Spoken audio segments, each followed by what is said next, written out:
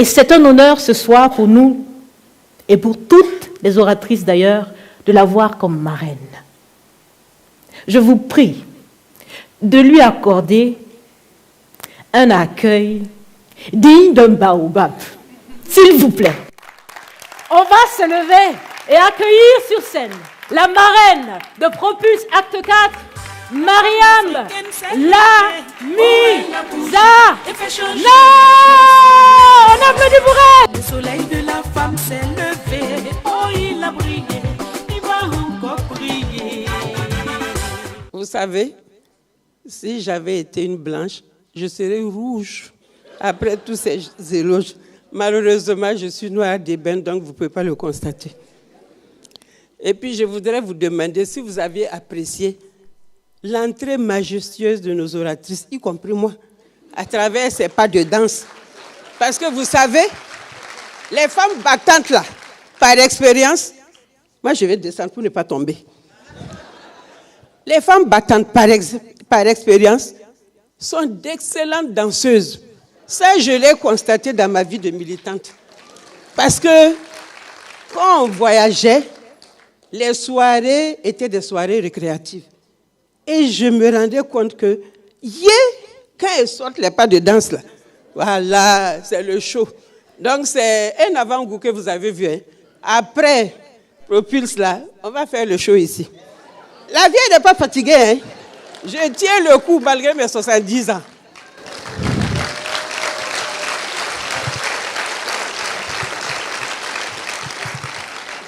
Voilà.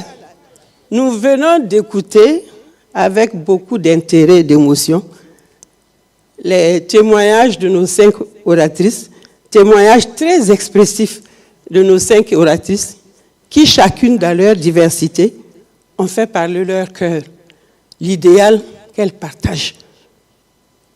Et avant de vous demander quelles leçons apprises à travers ces différents témoignages-là, je vais, avec votre autorisation, demander à notre jeune frère et fils, Aruna Kabore, qui est ministre du Commerce, qui nous a fait l'honneur et l'amitié de venir partager ces moments d'intense d'engagement avec nous, ce qui dénote de son engagement à la cause des femmes. Vous savez, construire le changement nécessite beaucoup d'engagement. Il faut porter un idéal. Et quand on porte un idéal, de mon expérience, l'idéal est un lourd fardeau. Parce que ça nécessite beaucoup de mots magiques. Je ne sais pas, à votre niveau, quels sont les sous-bassements de l'idéal? Qu'est-ce qu'il faut avoir pour que ton idéal aboutisse? Vous savez, chacun porte un idéal. Hein? Moi, j'ai mes enfants, ils veulent devenir médecins. Ça, c'est un idéal aussi. Donc, ils se donnent les moyens de l'être. Nous autres, là, qui avons connu certaines situations dans la vie, notre idéal, c'était de changer cette donne-là. Et pour le faire, moi, j'ai 3 mots magiques. Je ne sais pas si vous êtes d'accord avec moi. Le premier mot magique, c'est la conviction. Il faut croire. Et ces femmes-là, ces oratrices nous ont montré, démontré, preuve à l'appui, que le premier fondement de l'idéal, c'est la conviction. Elles ont cru à quelque chose et elles se sont donné les moyens de réaliser cet idéal-là.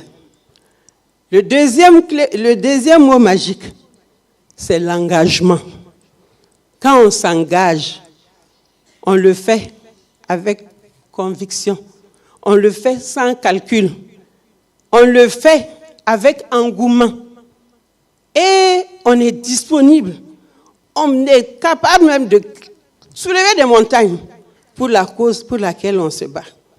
Ça, c'est le deuxième mot magique. Le troisième mot magique, c'est la persévérance.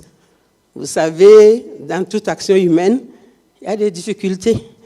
Il y a l'adversité, elle est là. Donc, il faut savoir vaincre l'adversité.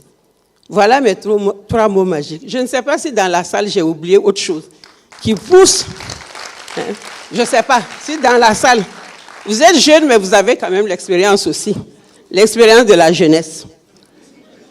Maintenant, je ne vais pas rentrer dans les détails comme ce qu'elles ont fait pour vous expliquer un peu la passion qui m'a animée, comme on l'a dit. En disant Mariam la mise en œuvre, on voit tout de suite l'excision. Parce que dès mon jeune âge, j'ai été choquée. J'ai été choquée par cet acte qui ne s'explique pas, mais pour lequel nos mamans étaient prêtes à passer leur fille pour le respect de la tradition. Voilà. Et ma conviction a été encore plus renforcée quand un événement malheureux s'est produit. La nièce d'une amie a perdu l'usage de sa jambe par suite d'excision. Sa tante est venue la chercher. Vous savez, dans les sociétés patriarcales, la tante a un droit de vie sur les enfants. Donc, en fin de week-end, elle est venue chercher la petite et l'a ramenée en début de semaine, handicapée par suite d'excision. Et rien ne s'est passé. On était dans les années 71 et on était scandalisés. On s'est dit, il faut faire quelque chose pour arrêter ça, parce que ça ne s'explique pas. Quand on demande à nos mamans pourquoi, le fondement réel, pas de réponse. On a trouvé le Rokumiki. Donc, chemin faisant, on a fait comme ça un peu de sensibilisation, mais la voix d'une adolescente ne porte pas. Et dans l'opportunité de ma vie active professionnelle, j'étais conseiller technique en charge des questions, des dossiers relatifs aux femmes et aux enfants. Et à la fin, en 88, après le séminaire national, une réflexion nationale qui a été portée parce que beaucoup de plaidoyers ont été faits auprès des autorités pour que cette problématique-là puisse être examinée à la loupe. Donc, il y a eu une réflexion nationale sur la problématique. Et après, au cours de la réflexion, 3 recommandations principales ont été faites. Qu'il fallait mettre un cadre institutionnel en place, qu'il faut sensibiliser la composante masculine, parce que vous, les hommes, là, vous affichez un silence coupable. Si vous dans nos sociétés, quand un homme dit non, c'est non. Mais si vous ne dites rien, c'est comme si vous êtes d'accord. Voilà, qu'il fallait sensibiliser la composante masculine et aussi prendre des textes pour interdire purement et simplement la pratique de l'excision dans notre pays. Ça, c'était en mai 88. Et en octobre 88, le ministre m'a appelé, m'a tendu la chemise avec les recommandations et m'a dit, Mariam, fais-moi une proposition.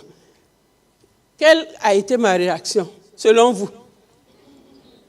Alhamdoulilah, alabla, la mina. C'est l'occasion que j'attendais. Donc, j'ai pris la chemise et je me suis retournée rapidement vers le groupe que nous avions constitué depuis un certain temps pour dire, nous avons l'opportunité de mettre en œuvre ce qui nous brûlait depuis un certain temps. Alors, c'est le début de la conviction. Qu'est-ce qu'il fallait faire? Comme à l'époque, selon notre terme, cette pratique était géographiquement et ethniquement répandue sur le territoire. Ça veut dire quoi? Sur l'ensemble du territoire, on pratiquait l'excision. Et pratiquement toutes les ethnies le faisaient. Donc, qu'est-ce qu'il faut faire? Il faut savoir bien maîtriser la chose pour laquelle il faut se battre. Parce que si vous partez faire une sensibilisation et que dans l'auditoire, quelqu'un vous démontre votre argumentaire, vous avez perdu la face. Donc, il ne vous reste plus qu'à plier bagage. Donc, il fallait maîtriser un peu les tenants et les aboutissants de ça. Et il fallait s'organiser. Je ne vais pas rentrer dans les détails, mais je vais vous donner des anecdotes, les périodes assez pointues. Donc, en entendant qu'on s'organise, on a décidé qu'il fallait passer à l'action. Parce que nous avions un objectif, poser le problème à la conscience nationale. Parce que pour la plupart des femmes qui étaient victimes et actrices, elles ne savaient pas que c'était un mal. Et les gens l'ont intériorisé. Parce que dans certaines régions dans notre pays, même dans la mort, on pratique l'excision. Ça veut dire qu'une femme qui décède et qui n'est pas excisée, soit la famille l'excise, moi j'ai opté même pour cette stratégie, il faut attendre qu'on décède pour nous exciser, parce que ça n'apporte rien. Ou bien, on prend des calebasses Et on fait beaucoup de bruit pour chasser je ne sais pas quoi. Et comme ça, tout l'environnement sait que, à quelque part, la défunte là est porteuse de ce que vous savez. Donc, par rapport à ça, c'était un peu compliqué. Donc, on faisait des petites sorties. Et comme ce n'était pas un problème prioritaire au niveau du ministère, on n'avait pas un ancrage institutionnel dans une direction, on était un peu des hors hiérarchie. Donc, quand on veut se réunir et qu'une direction a programmé une réunion, paf, nous on est sous les arbres. On avait opté pour le plan B. Donc, on ne faisait pas de problème, on trouvait automatiquement la solution. On était sous les arbres. C'est sous les arbres la plupart du temps qu'on faisait nos réunions. Et pour faire les sorties, le ministre, quand même, nous accompagnait avec la mise à disposition d'un véhicule et plus du carburant. Le reste était à notre charge. Donc, on se cotisait pour prendre le chauffeur en charge. Et maintenant, nous-mêmes, chacune avait décidé, soit tu amènes à manger, à boire, ainsi de suite. Et comme on faisait tout pour ne pas passer la nuit là-bas. C'est ainsi que nous avons fonctionné petit à petit. Et maintenant, comment nous avons résolu un certain nombre de difficultés, pas en tant que telles. Vous savez, comme on dit, l'argent est le nerf de la guerre. Et à l'époque, ce problème n'était pas perçu par les partenaires comme un problème de développement. Et les partenaires même avaient peur de s'engager parce que c'était des problématiques d'ordre culturel, d'ordre traditionnel. Et nous avons fait de telle sorte pour ne pas avoir la tradition contre nous, parce qu'on ne s'est pas rébellé. On était, je ne sais pas, révolté, je ne sais pas si c'est trop fort ou c'est trop peu, contre une pratique. Pas derrière cette pratique, il y avait un gros morceau qui était la tradition, les normes sociales.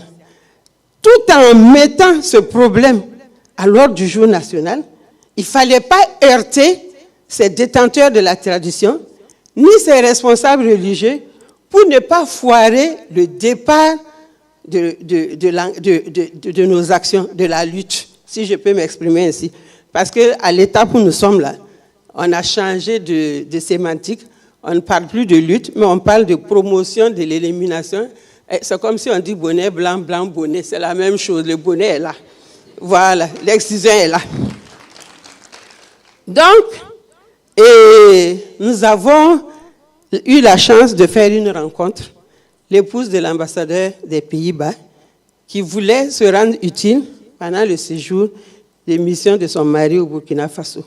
Donc, elle est passée nous voir et on lui a expliqué notre passion, ce pourquoi on se battait. Elle m'a dit, viens, je t'invite à manger à la maison, comme ça tu pourras expliquer à mon mari et il va voir qu'est-ce qu'il peut faire. Donc, j'ai été pour un dîner. Mais en fait, c'était pour une séance de travail, puisqu'après la séance de travail, j'ai été manger à la maison. Et mes enfants m'ont dit, « maman, tu es partie pour un dîner, tu reviens manger ici. » J'ai dit, « c'était pour parler. » Donc, j'ai expliqué en long et en large, et il m'a dit, « Bon, voilà, pour vous encourager, nous avons ce qu'on appelle les petits projets d'ambassade. C'est des petites sommes de 2 à 5 millions qu'on peut mettre à votre disposition pour un début. » Et quand j'ai expliqué ça au groupe, on était contents. Parce que pour ceux qui cotisent, et avoir du coup 2 à 3 millions, c'était des montagnes. C'est comme ça qu'on a marqué notre présence au cours des manifestations à caractère national, FESPACO, les rues marchandes de FESPACO, Semaine nationale de la culture, ainsi de suite. À se faire voir, nous avons fait confectionner des t-shirts, des gadgets et des autocollants, ainsi de suite. Et après cette mobilisation, on s'est dit, il faut impliquer un certain nombre de partenaires. Donc, nous avions eu l'idée d'organiser un dîner dans un restaurant, à l'époque, le Tam Tam, qui était à Gungue. Et nous sommes allés voir le restaurateur. Et moi, j'avais 25 000 francs que j'ai engagés, fonds propres. Et je lui ai dit, nous allons organiser un dîner ici. Nous allons faire venir des personnalités. Et ça va être, en tout cas, une publicité pour toi. Donc, voilà l'avance. Et après le dîner, 2 jours après, nous viendrons régler le reste. Donc il a accepté. Effectivement, ça s'est bien passé.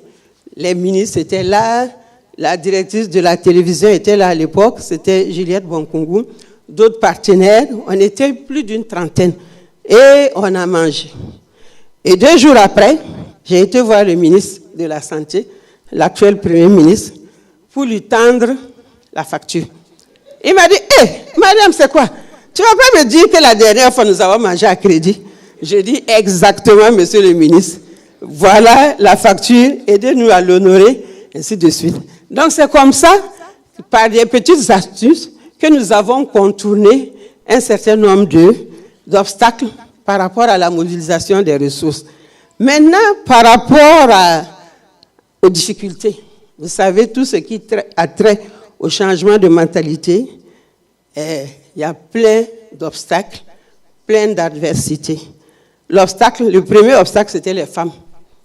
Nous, les femmes, là, qui sommes actrices et victimes, elles étaient choquées à chaque fois qu'on parlait de sexe. Quand en réunion, on a constaté, quand on fait des assemblées générales, les femmes sont restées dehors. Une fois qu'on commence à parler de sexe, à montrer le mannequin, celles qui ont l'air langana la font comme ça, pour ne pas regarder. Ou bien carrément, elles sortent, elles quittent. Donc, et il y en a même qui avaient le courage de nous dire pourquoi on parle de sexe. Et 2 anecdotes. Et on organisait des assemblées générales dans les différents villages. Et dans un village, je ne citerai pas le nom, le chef était vraiment remonté contre nous. Alors, il a organisé une mobilisation qui ne dit pas son nom. Ils étaient plus que vous dans la salle là. Et il avait mis un dispositif en place avec des badauds et des grands bâtons pour nous tabasser lorsqu'on allait venir pour parler d'excision. À l'époque, il n'y avait pas de portable. Quelqu'un nous a avisés pour dire « Venez, mais ne parlez pas d'excision, sinon vous serez lapidés. » Donc, comme on était prévenus, on s'est organisé, on est allé. Dès qu'on est arrivé, l'accueil était au top. Mobilisation au top. Ils ont applaudi et ils nous ont fait rentrer, nous encercler. On était au milieu, pris dans le piège. Impossible de sortir. Donc, il nous a salués et puis il a dit, bon, vous pouvez parler. Donc, nous aussi, comme on était au courant, on a parlé de tout, sauf de l'excision. On a parlé de planification familiale, de ménage, comment tenir le ménage, tout. Quand on a fini, on dit, chef, on a fini. Que vous êtes sûr que vous avez fini? On dit oui. Non, continuez. Si vous avez quelque chose à dire, allez-y. Ne vous gênez pas. On est là pour vous. Non, on a dit, non, chef, c'est fini. On a tout dit. Il a dit, Gao, vous avez vu ces hommes-là? Si vous aviez prononcé le nom d'excision là, ce qui allait vous arriver, allait vous arriver. Et on m'arrête. Alors que, il reste encore une anecdote par rapport aux difficultés. On était humiliés. Les gens nous appelaient au téléphone pour nous insulter. Moi, personnellement, on m'appelait au téléphone pour me traiter de fille facile, de femme facile. Je suis dans un cercle de pornographie, patati et patata. Donc, un jour, on s'est dit, mais s'ils appellent par le téléphone pour nous insulter, pourquoi ne pas mettre ce même téléphone à leur disposition pour les dénoncer? Donc, c'est ainsi que l'idée du SOS téléphone a vu le jour dans notre pays. Donc, à une réunion aussi, quelque part, chez les beaux de Lisa, il y avait un chef qui avait la manie de nous humilier. Et quand on arrive pour les sensibilisations, il exige que chacune d'entre nous dise qu'elle est excisée. Avant de commencer la séance d'excision. Donc, tout le monde confesse, excisé ou pas excisé, on se lève, je suis excisé à tel âge, je suis excisé à tel âge. Maintenant, il nous insulte bien et puis il nous donne la parole. Donc, c'est autant de difficultés que nous avons traversées. Aujourd'hui, moi, je suis heureuse. Je suis heureuse de constater que ce problème, le tabou du silence est levé. Le problème est posé à la conscience nationale. Le problème est inscrit à l'agenda de la communauté internationale. Nous avons réussi à avoir une résolution de l'Assemblée générale des Nations unies qui interdit mondialement la pratique de l'excision. Et cela a été fait sous l'égide, sous le leadership du Burkina Faso. Donc c'est un acquis. Aujourd'hui, je suis heureuse de constater que l'âge de la prévalence a baissé. Si vous prenez les enfants de 0 à 14 ans, seuls 11 enfants sur 100 subissent encore la pratique de l'excision. Je suis heureuse de constater une mobilisation générale, sociale, communautaire autour de cette pratique. Je suis heureuse encore de constater que les jeunes, la relève, se sont engagés le 30 juin pour prendre le relais de la lutte contre la pratique de l'excision. C'est un doute, c'est un acquis. Mais on dit, on a gagné la bataille, mais on n'a pas gagné la guerre. Parce que l'excision continue. Elle a pris des formes nouvelles.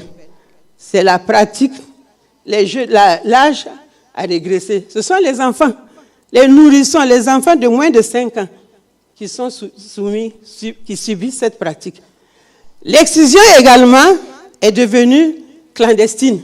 Avant, les familles s'informaient. Aujourd'hui, je vais exciser tel groupe de filles. Aujourd'hui, c'est tel groupe de filles qui... Aujourd'hui, la pratique est devenue clandestine. Aujourd'hui, la pratique est transfrontalière. Ça veut dire qu'il faut qu'on continue.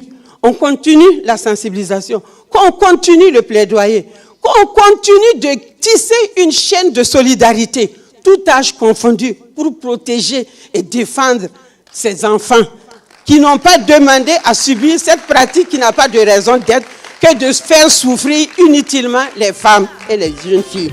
Donc, jeunes et moins jeunes, attachons les ceintures pour qu'ensemble, nous puissions tisser, je le dis, tisser, faire une chaîne de protection pour que d'ici 2030, c'est faisable, parce que si on voit que c'est 11 enfants sur 100, d'ici 2030, c'est-à-dire 10 ans, que l'atteinte de la tolérance zéro soit une réalité dans notre pays. En ce moment, je pourrais dire, alhamdoulilah, je vais bénéficier de ma retraite paisiblement. Merci.